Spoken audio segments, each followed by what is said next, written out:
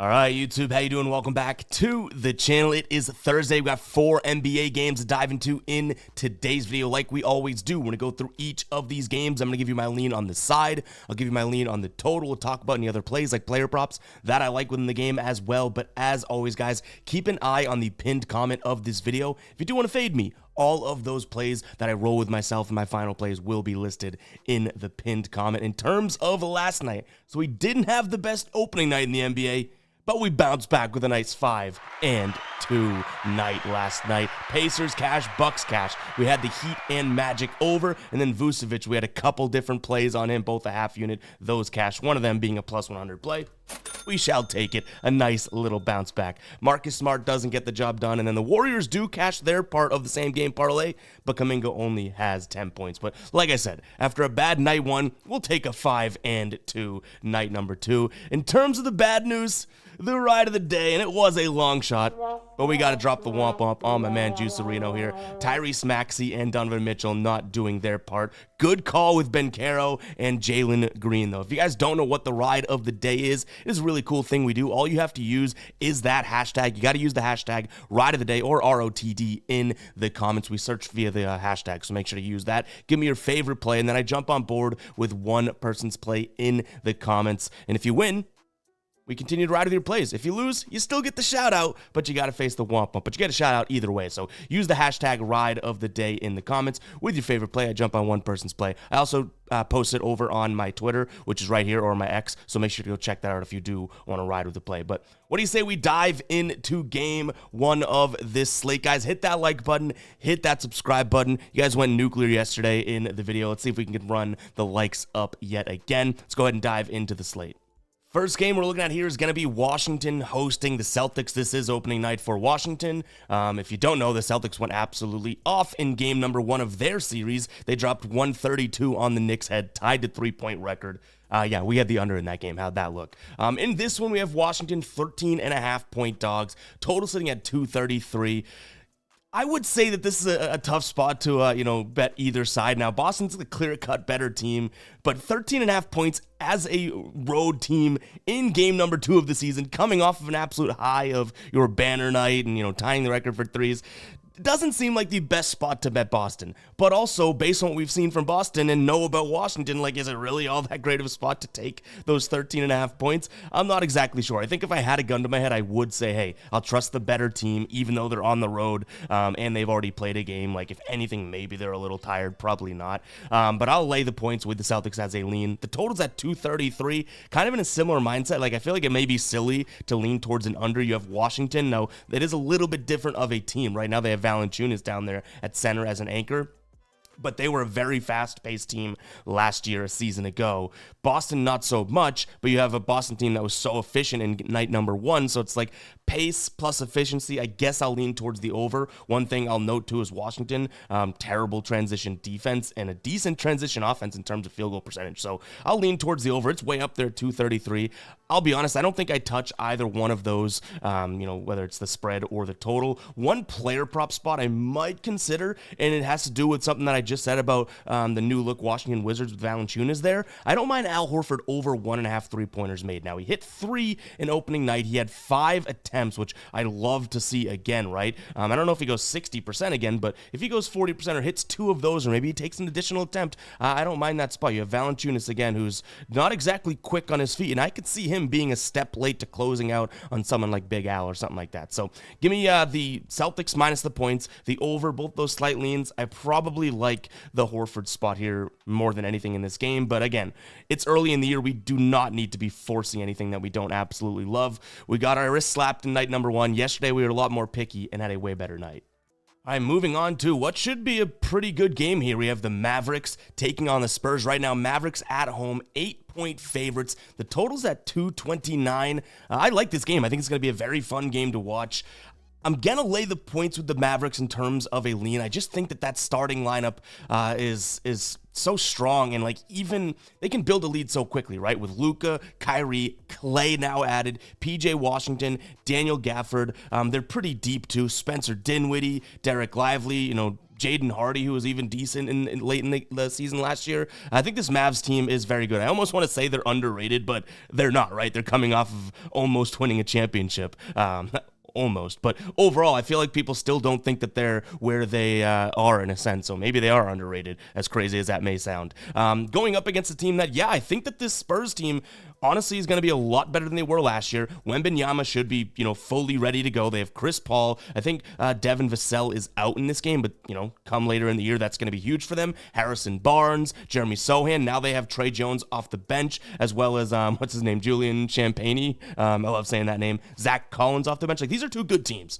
I just think the Mavericks are a little bit better, but I totally think someone's justified if they're saying, hey, the Spurs are due for a decent year. Wembanyama, another year in the league. They now have Chris Paul that's going to help him tremendously. I could see someone betting Spurs +8 tonight, just on opening night with Dallas at home. Not the spot for me. So give me the Mavs here minus the points. For whatever reason, I like this a lot more at like 7, so maybe buy a point if I like it. Like, 8 just, I don't know, maybe that's just like some sports betting intuition. Probably doesn't mean anything, but that 8 just seems a little bit too strong. But still, it's the way that I lean. In terms of the total, it's at 229. So a year ago, both these teams were top 10 in terms of pace, and both were not very good. They honestly couldn't stop a nosebleed in transition. New look teams, I totally get that, but I'm still going to lean towards the over. I think this Dallas team is going to be able to put up, like I mentioned, points in a hurry if need be. So I'm going to lean towards the over. I might consider a potential look at Dallas team total over. I talked about how the Spurs have a little bit different of a team and whatnot, but I still don't think that they're going to be this great defense, right? They allowed nearly 120 per game last season. And right now, if you get Dallas over 119.5, which again, slight lean towards this, it's even odds over on FanDuel at plus 100. So yeah, I don't mind them to go for 120, but maybe we buy that back down to minus, to minus 130-ish for over 116.5, something like that. I trust this Mavericks team because they still have the same core. They just add a sharpshooter in Clay, right? So it's not like everything else is switched up or whatnot, like the Spurs are going to have to deal with the new addition of Paul and Barnes and, Trey Jones coming off the bench, that type of thing. So Mavs team total over, definitely something I'm considering. And I have 3 player props that I'm honestly strongly considering in this spot, one of them being plus money, but we'll get to that one last. I like Kyrie Irving over 4.5 assists. New guy to pass to that's a catch-and-shoot shooter in Clay, right? We know that PJ, if he continues to shoot well, PJ Washington should be able to shoot. Gafford can catch the alley-oops. Even Lively off the bench can catch the alley-oops. He's going to pass to Luka. Luka will most likely dribble enough that he's not going to result in many Kyrie assists. But I do like the spot here for Kyrie to maybe get one additional assist based versus what he was getting last year by having a catch-and-shoot guy like Clay on the squad. Kyrie averaged over 5 assists per game last season, and it's not like they brought in another guy that's going to take assists from him. It's still going to be him and Luka getting those assists. So I like Kyrie over 4.5 assists. Moving on to the Spurs side of things, Zach Collins sticking in the assist category, over 1.5 assists. Now, there's only one reason I'm considering this. Minus 140 on DraftKings. You're probably like, that's pretty damn juiced. Listen to the other books. MGM minus 185. Bet365 minus 190. Caesars minus 250. So you're getting minus 145 on the Zach Collins prop. Total expected value play. So don't mind that. He did hit it in 80% of his games last year. Now, the one sort of drawback here is, he got plenty of minutes. I think he's played like 25 minutes a game last year when Wembanyama wasn't playing full minutes and all that. Maybe Collins plays a little bit less now, and it's still a center. It's not like he's going to have this amazing, all these assist opportunities, right? I think he had like 4 potential assists per game. So converting on half of those to cash this over, I don't mind it. So again, it's kind of crazy, but due to those odds, I think that there is a decent look here. Now, one that I think we're buying low here, it's the same thing. We're looking at another assists prop, so I didn't even realize 3 player props all in the assist category. Trey Jones over 4.5 assists. Oh, but Chris Paul's the new starting point guard. Trey Jones's, numbers are gonna, his minutes and all that are gonna sink. Trey Jones, even when playing like 25, 26-ish minutes, like he still was hitting this prop. So anywhere from 24 to, let's say, we can go even lower, anywhere from 24 to 28 minutes last year, he hit this prop in 64% of his games and 70% on the road. I don't mind this spot. He has, again, kind of a new cast around him to some degree. Wembanyama's even better. I think that he can go out there and get 5 assists. And again, it's a plus 110 play. So I don't know if I'd be considering this if it was minus 120 or something like that, but I don't really mind Trey Jones over 4.5 assists there whatsoever at plus money. All right, guys, real quick, before we do get to the rest of the games, I want to talk to you about Sleeper because they have free square galore right now if you sign up. Tonight, Thursday, you get a free square for Sam Darnold Thursday Night Football. Then you have Garrett Cole. You're going to get all these free squares if you sign up and deposit today. Garrett Cole for Game 1 of the World Series, Luka for Saturday's game, and then Dak Prescott for Sunday. 4 free squares, guys. We do a bunch of sleeper slips. We posted one on Instagram that hit, no big deal, yesterday. But you're also going to get up to 200%, not up to, actually 200% of your first deposit matched. It's an absolute no-brainer. If you put in $100, you will get $300 in your account to play with. 50, 150, you can do the math, you little mathematicians. A 200% deposit match, guys. Go check out Sleeper. That link is in the pinned comment as well as the description. And you're going to get all of these free squares. I don't know what they're doing. They're going a little gun crazy here with the start of the NBA season, but go take advantage, guys. That link is in the pinned comment. I've been using Sleeper for years, one of my favorite player prop apps out there. If you sign up, it's available if it's available in your state and you sign up and deposit, I know you won't regret it. I know you'll enjoy it. Really, really cool app. They offer alternate lines, flex payouts. Each and every play you put into your slip changes the odds and payout dynamically. It's really, really cool, guys. Go ahead and check it out. That link, again, is in the pinned comment as well as the description. Let's jump back into these games. What do you say? All right, Denver taking on the Thunder, another really good game that we will see today. Denver right now 2-point favorites. The total's at 227. And I don't mean to sound like I'm on both sides when I say things like this, but this is another spot in which I can see an argument for both sides, right? You have two really good teams. Last year, the Thunder did kind of dominate this matchup. They won 3 out of the 4 matchups against Denver. In OKC, they did split, but the Thunder won both in Denver. We're playing in Denver today. I think getting the points with the Thunder is probably the spot here. If they up the tempo, I believe that they can kind of run on Denver, who, is still a very, very good team, and they still do return plenty of their guys. Now they have Russell Westbrook on the squad coming off the bench as well. Like, still a really good Denver team, but I think it's about time we look at an underdog here, and I like the spot for OKC. Shai Gilgeous-Alexander is going to get even better. You now have Alex Caruso there, Lou Dort, Jalen Williams starting, and then Chet Holmgren getting even better. So I'm almost doing this, and if this game slows down and does not have a high pace, Denver's going to probably dominate, okay? But overall, I think if OKC can try and score at the rim, which they didn't do all that tremendously against Denver a year ago. In fact, no one really did. Denver was a decent team at the paint, right? In the paint and at the restricted area. So sure, that's something there. But OKC, if they get to the line, get to the hoop, and knock down their threes, think about that recipe for success, right? But I think it's going to come down to pace. I think if they up the tempo and run, then all of a sudden they are good to go. But if they do kind of fall back and play a half-court game and play and fall right into what Denver likes to do, it's probably a Denver spot. So kind of to correlate those, I do like OKC as well as the over in this spot. 227 just seems a little bit too low in terms of these two teams and what they've done against one another. They hit the under almost all of, I think, only one of the games. So out of those 4, I think only one of them, and they did crush it last season. But again, I'm liking the Thunder in this spot to up the tempo. In terms of what the Thunder did to close out the year last year, they hit plenty of overs. I believe it was like 6 of their last 10 to their overs and like 5 of 10 to this line. So I like OKC to score points. How many times can I say that? I don't know. I'm a broken record. In terms of a player prop here, one's kind of a weird one, but I don't really see who competes with him.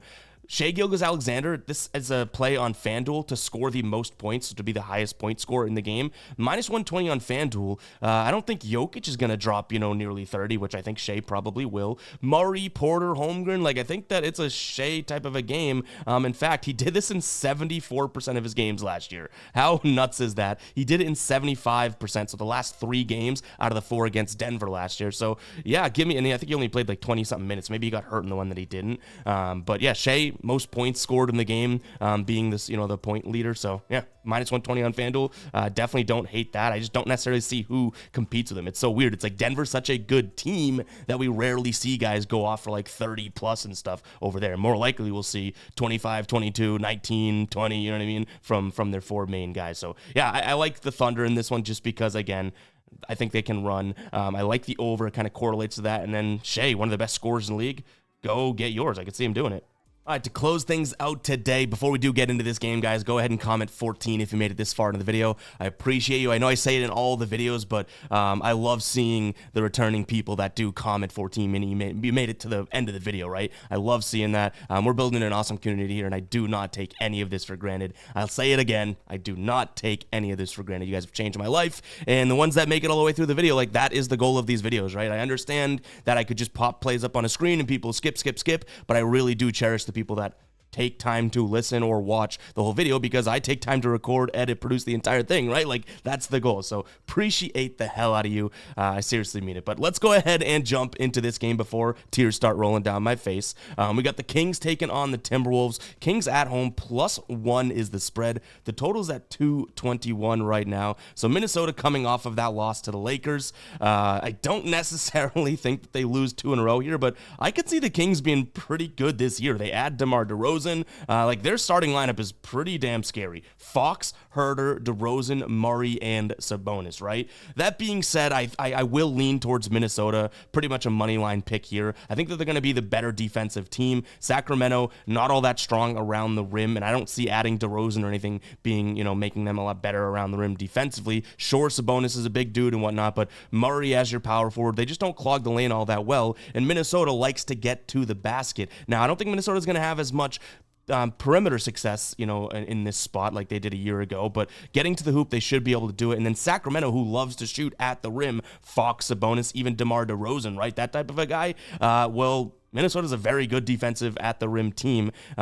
Rudy Gobert's down there. Now Julius Randle is added. Yes, we didn't see the best performance out of them against the Lakers, but even still, they held that Lakers team to 110. It's not like anything you'd brag about, but it's not like the Lakers went off against them, right? So give me Minnesota here. In terms of the total, I want to lean towards the under because I'm believing in that defensive, front and whatnot in the Minnesota. That's why they win. But both these teams do have such explosive players that both of them getting 110 in my brain is not hard to understand or fathom, right? And then we just need one more bucket on top of that. So I'll lean towards the over here, even though I do think that we could see somewhat of a slow game. There's just so many offensive talents on the court here. Now, from a player prop perspective, I have 2, and it's kind of based on, I guess, what we saw in night 1 with Minnesota. So I'm looking at both forwards for the Kings. I like DeMar over 24.5 points plus assists. That's +100 on DraftKings right now. It's -120, -140, -115 on other books. So you're getting a decent value there.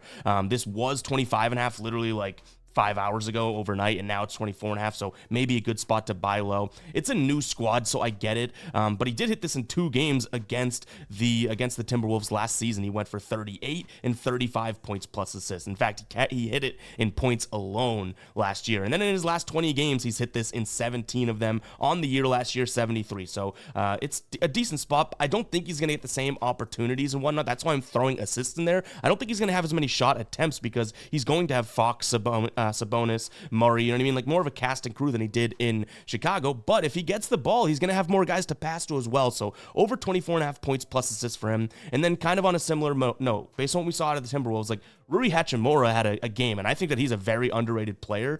But Keegan Murray, I'm not saying he's the same type of guy. He's not. But 13.5 points seems a little bit too low. He had 20 and 17 against this Minnesota team a year ago. I think that he can do something similar again. So looking at both of the forwards there, DeMar DeRozan over 24.5 points plus assists, and then Keegan Murray over 13.5 points. And guys, that is going to wrap it up for today's show. Hopefully you guys did enjoy. If you did, go ahead and hit that like button, hit that subscribe button, and I'll catch you guys in the next one. Go check out all the NFL content. I know NBA's got the excitement, but we're still cranking out NFL content. But I'll catch you guys in the next one, all right? Peace out.